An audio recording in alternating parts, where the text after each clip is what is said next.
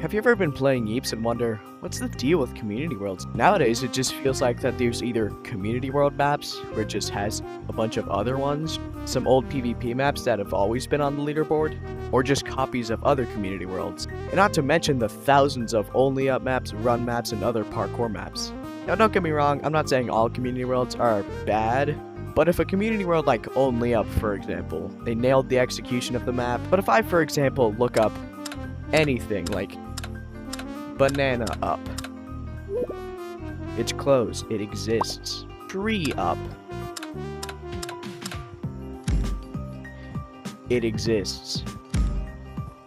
Yeep Up, nearly anything you can think of, it's probably an Only Up map by now. And it's not just limited to ups. If you go into the parkour tab on either the popular or featured tab, you'll most likely only be seeing up, runs, or tower of maps.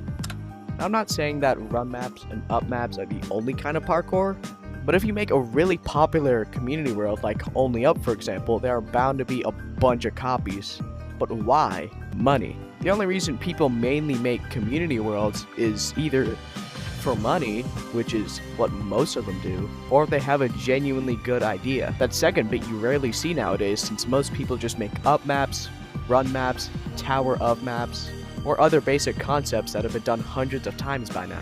And while yes, there is a random tab for that specific reason, most of the time, like for this, the world just doesn't exist anymore, or the map just straight up doesn't have any effort put into it.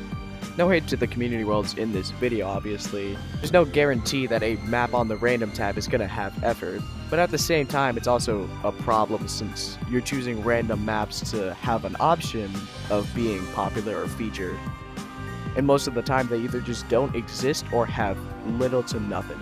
And one last issue, which isn't as apparent, but it is definitely worth noting. A good portion of the time, especially with how April went, most of the maps on the featured and popular page were owned by one person, or at least the same group of people.